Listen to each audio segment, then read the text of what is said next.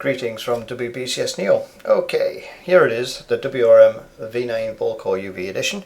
In the previous video I compared it with the RS3M 2020, my personal maglev conversion, and the GAN 12. And the outcome was pretty simple. This is slap bang in the middle of those two cubes. You've got a more professional GAN 12, which only really works if you're a really high-end cuber, and you've got the RS3M, which is a great beginner cube because it's such a cheap cube, but it works really well. It turns well, everything. It ticks a lot of boxes. The only downside with that cube was its spring system was a little bit naff, but changing it to maglev made it a different cube again. Right, so my verdict of this after a few weeks of cubing with it. First of all, I'll tell you what I've done to it. Lube, I am using just 100 weight shock lube, silicon, pure silicon. Always use it on pretty much all my cubes. It just works. It's just a nice thickness. Sometimes I might add 300 weight just to slightly thicken it a little bit. But I've only used 100 on this. The only other thing I've done with this, it's still on the original tension, which is 0. And people are going to go, in a minute, and I've actually slackened the cube by half a turn. Okay, I found it a little bit too tight, just out of the box. Slackened half a turn because I felt I was catching a little bit, but wow, it's a completely different cube now. This works very well in CFOP, it works very well in RU, so you can do MUs very nicely on this now. And even though I've got slacker and stuff there, there's none of that separation you get with the GAN 12 where it tries to explode. For whatever reason, this cube just sticks together, but is super fast at the same time. So you don't, you know, it's just like it's witchcraft, old school witchcraft. It works really well for its price tag. Is a phenomenal cube. And it makes very expensive cubes like the GANs look very overpriced, we'll say. I could use a better word, but you know, I'm trying to keep it clean. So yes, get one of these cubes without a shadow of a doubt. I love the V9. I cannot stop putting it down. I've used it for a couple of weeks now, and times are really good on this. I am averaging a lot better now. Overall, generally, just a phenomenal cube. Glad I got one, and like I say, it's my main. I don't even have to think about it. It's my main. I've got quite a lot of cubes that I could say are my main, but this, it would take a lot to beat this cube. For me personally, it is my cube. This is definitely my cube. That is perfect from how I solve. It might not be everybody's cup of tea, but if you like a fast cube with low resistance, with really excellent corner cutting and stuff, this cube really shines. It shines really brightly amongst all the other cubes. So yeah, definitely worth the money, worth the testing.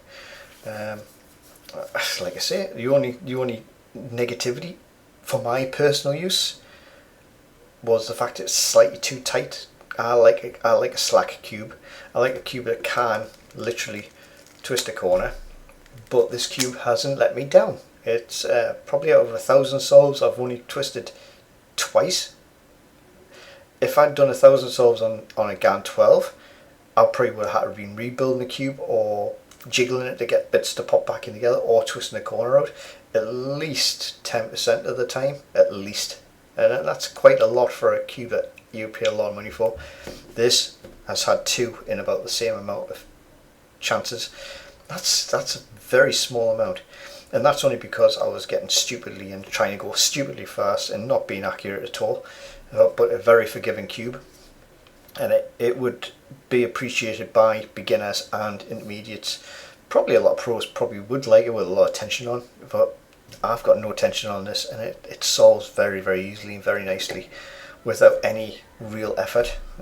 You can just do a nice slow solve and it just flies along and just goes with your fingers.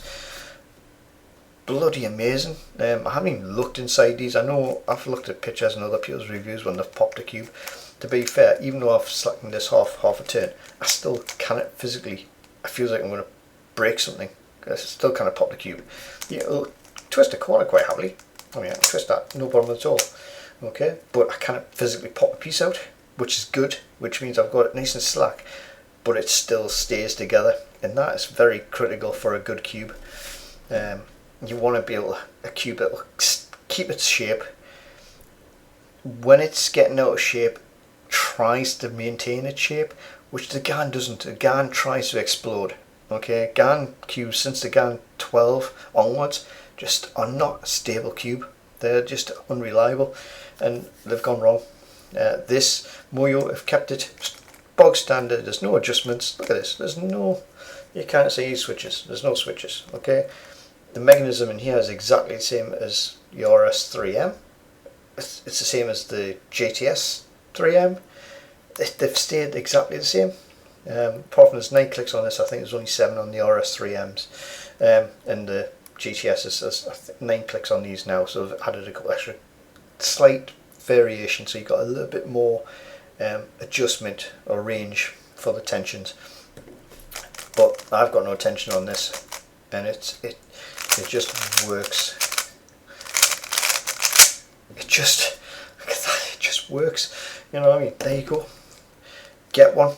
If you haven't already got one in your collection, just get one for the collection and you will be quite chuffed with it. So there you go. Until the next time, I'm going to keep this one a short one. Okay, I've been trying to get this video done like 4 or 5 attempts now, and it's been like people ringing the doorbell and all sorts, so I'm going.